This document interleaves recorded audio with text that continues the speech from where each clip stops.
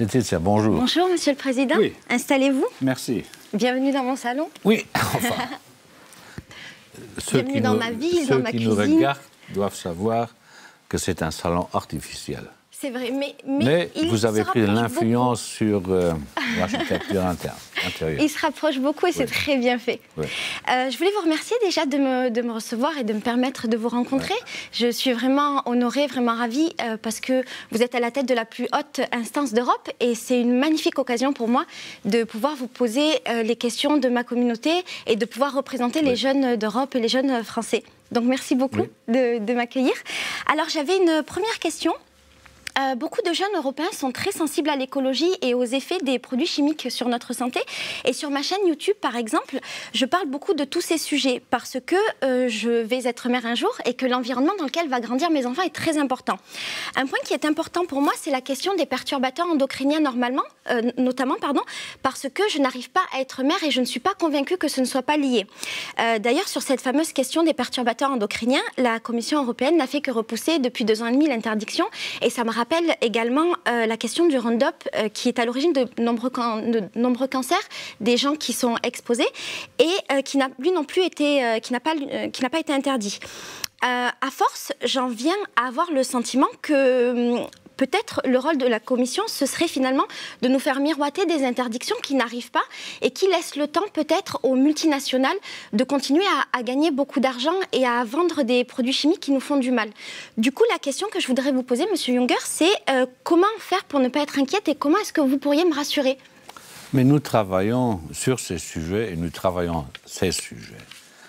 Il y a dans le monde scientifique différentes appréciations sur les produits dont vous parlez. Moi, je suis plutôt du côté de ceux, enfin, je ne dirais pas de ceux qui ont peur, mais de ceux qui s'interrogent. Et parfois, je me pose la question si les avis scientifiques qui sont publiés et qui sont distribués à la planète entière sont exempts d'influence des grands groupes producteurs. Et donc la Commission travaille sur ce sujet et nous ne prenons pas à la légère ces sujets. Donc je suis, comment dire, impressionné par le problème. D'accord, merci. Alors, ma deuxième question est la suivante. Votre prédécesseur au poste de la Commission européenne, M. Barroso, a rejoint cet été la Goldman Sachs. Et j'ai été personnellement interpellée par ce choix parce que je me suis posé la question en tant que citoyenne, est-ce que quand il avait son rôle de président, il n'a pas été complaisant peut-être avec son futur employeur ou est-ce que maintenant qu'il occupe un poste dans une banque privée, il n'est pas arrivé avec dans ses poches des secrets d'État, par exemple? Mais ces doutes-là ne sont pas très importants parce que ce sont que mes doutes. Ce sont les doutes de beaucoup d'autres aussi. Voilà, mais en tout cas, c'était les miens, mais c'est pas le plus important, je pense. Et concernant cette nomination, vous avez déclaré dans le quotidien Le Soir que ça ne vous posait pas de problème qu'il travaille dans une banque privée, dans la mesure où il avait respecté les délais de 18 mois qui sont imposés par la loi européenne. Donc ça, je le comprends aussi. Mais vous avez ajouté que le fait qu'il travaille pour cette banque-là vous posait un problème. Et du coup, moi, j'ai été étonnée, j'étais un petit peu perdue parce que je comprenais pas très bien. Et je me demandais pourquoi est-ce que cette banque-là en particulier pose problème. Je comprends pas très bien finalement. Oui, tout d'abord, je crois que José Manuel Barroso est un type honnête. Oui, sans doute, bien sûr. Oui, c'est un ami. Il a pris la décision de rejoindre le groupe Goldman Sachs après un délai de que 18 mois qu'il a code respecté, de conduite bien sûr. De la Commission européenne impose, alors que de tels codes de conduite aussi astreignants n'existent dans aucun de nos États membres, même pas dans le pays que vous connaissez le mieux, et donc la France. Donc il a respecté les règles. Oui. Donc moi, je ne vois pas de grands problèmes dans le fait qu'ils rejoignent le secteur financier. D'autres l'ont fait. D'ailleurs, ça, je l'ai bien compris, mais ma question, c'était plutôt par rapport à...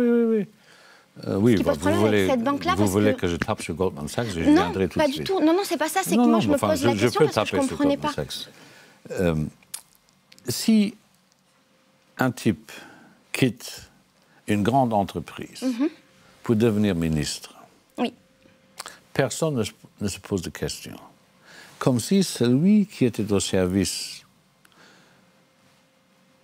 solidement rémunéré d'une grande firme d'une grande entreprise, d'une grande banque, n'emporterait pas dans sa nouvelle fonction tout le savoir et tous les réflexes qu'on a pu acquérir en travaillant dans le secteur privé. Là, on ne se pose jamais de questions. Mais si un homme politique quitte la sphère politique pour rejoindre la sphère privée, ce qui n'est que chose normale aux États-Unis, où il y a un mélange entre poste public et emploi privé, tout le monde se pose des questions.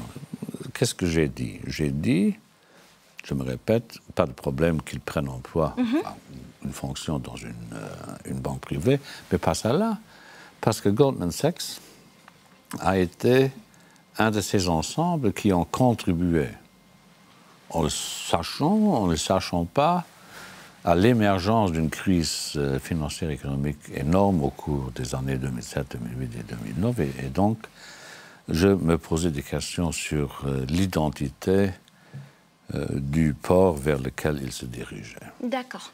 D'accord, merci. Ma prochaine question est la suivante. Ces derniers mois, on a beaucoup entendu parler des révélations du lanceur d'alerte Antoine Deltour, et notamment nous en France. Et il a été montré notamment que le Luxembourg a permis dans le plus grand secret à des multinationales comme McDonald's ou comme Pepsi de rapatrier tous leurs profits réalisés dans les pays d'Europe et de ne payer au final qu'1% d'impôts. Moi, quand j'ai préparé cette interview, j'ai été étonnée parce que mon mari a une petite entreprise et lui, il paye 33% d'impôts. Et du coup, la différence entre les deux me semblait énorme. Mais heureusement, vous avez déclaré que votre commission allait faire le nécessaire pour que cette injustice sociale devienne une priorité. Et du coup, j'ai été soulagée. Mais la question que je me suis posée ensuite, c'était, et c'est peut-être une question très naïve, est-ce que finalement, vous êtes vraiment le mieux placé pour pouvoir mettre fin à cette injustice sociale? Parce que, et là, ça n'a rien de personnel et c'est pas du tout une attaque, mais je me demandais, confier à quelqu'un qui... Vous pouvez m'attaquer si non, je ne veux pas vous attaquer, pas du tout. Hein. Non, non, jamais de la vie, vraiment pas. Mais la question que je me posais, c'est confier à quelqu'un qui a été ministre des Finances pendant 18 ans du plus grand paradis fiscal en Europe, la mission de lutter contre l'évasion fiscale, est-ce que ce ne serait pas finalement un petit peu comme désigner chef de police un braqueur de banque? Oui, enfin, on dit souvent que les braqueurs et les braconniers constituent dans nos services de police les meilleurs éléments. Mais à part ça, oublions cela. Vous portez sur le pays qui est le mien, mais dont je ne suis plus responsable, un regard superficiel qui traduit assez bien la condescendance française lorsque les Français regardent les autres. En Europe, chaque pays est le paradis fiscal de son voisin. Est-ce que vous êtes sûr et certaine que ce qu'on a appelé les tax rulings, donc les arrangements entre administration fiscale et entreprise, n'a pas eu cours en France? Moi, je suis certaine de rien. Enfin, je suis certaine de rien, c'est pour ça que je suis là pour vous... Je vous pose la question et vous enquêterez sur le sujet. Je le ferai avec grand plaisir. Enfin, je vous dis d'ores à présent que ce que vous allez découvrir ne vous fera pas plaisir. D'accord. Mais indépendamment de cela, j'étais, et je reste convaincu, qu'en Europe, nous avons besoin d'un minimum, comment dire, de normalité fiscale. Les entreprises doivent payer leurs impôts où elles réalisent leurs bénéfices. C'est ce à quoi s'attache la commission que je préside, et nous prenons ça très au sérieux, comme l'a prouvé la décision sur Apple en Irlande, et d'autres décisions sans considération de pays, de drapeaux et de personnes vont intervenir au cours des semaines prochaines. Mais moi, je n'ai jamais pris de décision sur l'imposition individuelle d'une entreprise au compte du Luxembourg. C'est l'affaire de l'administration fiscale, ce qui n'empêche pas qu'on ait pu s'entretenir avec les grands investisseurs étrangers qui voulaient s'établir au Luxembourg. Tous les premiers ministres, tous les ministres des Finances reçoivent les grands dirigeants des grands groupes internationaux, mais il n'y a jamais eu, comment dire, une prise d'influence sur les modalités et les détails de l'imposition particulière d'une entreprise individuelle. Je voudrais que tous ceux qui ont été premiers ministres et ministres des Finances dans leur pays puissent dire de même. D'accord. Merci beaucoup pour ces explications. Du coup, j'y vois un petit peu plus clair et je ferai ce que vous m'avez invité à faire et j'irai regarder, bien sûr, avec grand plaisir. Ma question suivante, c'est une question qui m'a été beaucoup posée par ma communauté. Vous savez, moi, j'ai une chaîne YouTube où je parle beaucoup d'écologie et c'est une question sur la manière dont les lobbies influencent les lois européennes. Et dans ma question précédente, dans la première question, je vous expliquais que moi, je parlais des lobbies, en fait, dans le milieu bio, mais mes internautes ont beaucoup insisté sur l'influence des lobbies dans tous les autres domaines. Et ils me rappellent par exemple que les citoyens qui élisent des députés qui ne peuvent pas voter des lois. Et moi, là où je suis étonnée, c'est qu'à Bruxelles, il y a entre 20 000 et 30 000 lobbyistes et des industries qui les emploient dépensent des millions d'euros pour gagner de l'influence. Du coup, je pense par exemple au cas de Philip Morris qui emploie 160 personnes à temps plein et qui leur donne une enveloppe de 1,5 million d'euros pour organiser des dîners et des événements. Et je trouve que ces efforts ne sont pas vains parce que finalement, ils portent ses fruits. Et en cherchant, je me suis rapprochée aussi de l'industrie pharmaceutique et je me suis rendu compte que par le biais des différents lobbies, votre commission rencontrait par exemple entre 2014 et 2015 jusqu'à 2 fois par semaine des lobbyistes. Et moi je me dis que ça crée forcément une relation de travail qui est tenue et surtout qui est entretenue par des millions. Et là où je veux en venir, c'est que moi, je suis présidente d'une petite association en France, une association humanitaire, et d'une association liée au bio. Et je me demande, par exemple, comment imaginer que les associations de citoyens, comme moi, par exemple, puissent avoir les mêmes budgets et puissent avoir les mêmes opportunités que les entreprises. Et ça m'amène à la question que je voulais vous poser, c'est que finalement, j'ai du mal à croire que l'Union européenne puisse être garante de l'intérêt général du peuple plutôt que de l'intérêt des entreprises, dans la mesure où j'ai l'impression qu'ils marchent un petit peu main dans la main. Et donc, ce que je voulais vous demander, c'est pensez-vous que l'Union européenne soit garante finalement des hommes, donc des êtres humains, ou plutôt des entreprises? Quel est votre sentiment à ce sujet-là? D'une façon générale, on ne peut pas systématiquement opposer les deux. Les citoyens, les consommateurs et les grands groupes pharmaceutiques ou autres. Mais il y a du vrai dans votre question. Tout d'abord, les députés européens votent les lois. Votent les lois. Vous avez dit qu'ils ne votent pas de loi, ils votent les lois.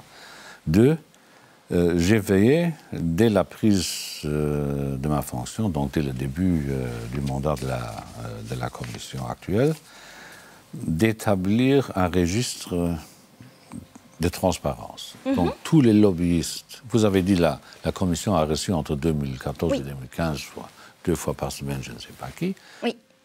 Comment se fait-il que vous le sachiez? Mais parce que nous publions nos contacts. Et j'ai veillé à ce que tous les... Enfin, le président de la commission, les vice-présidents, les commissaires, les directeurs généraux, enfin, tous ceux qui puissent s'enregistrer. Non.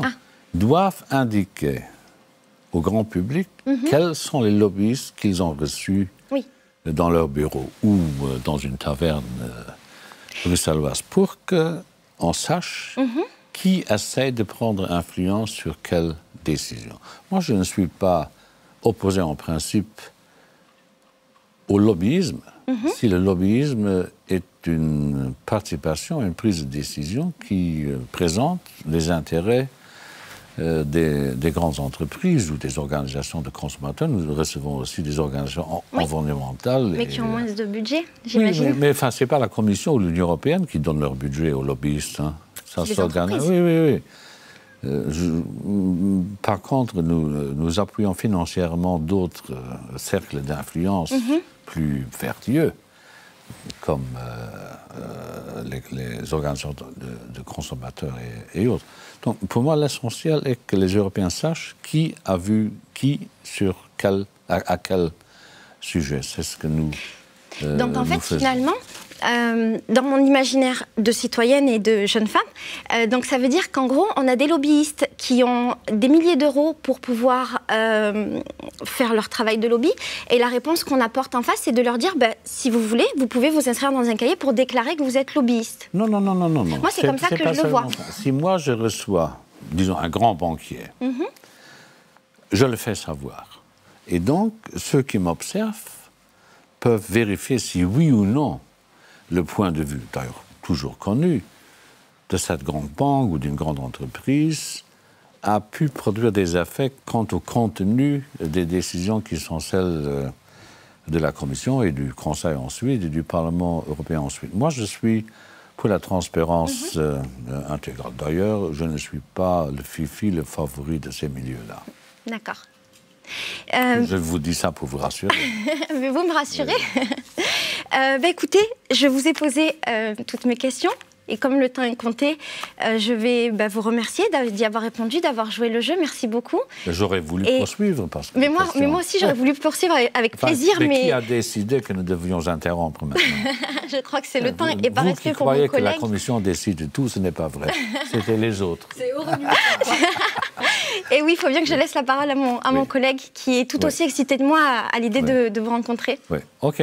Merci beaucoup, Monsieur Juncker. Merci. Et à bientôt, j'espère que c'était votre première fois avec une youtubeuse, votre première interview? Oui, mais pas la dernière. Bon, j'espère bien. On verra. À très bientôt.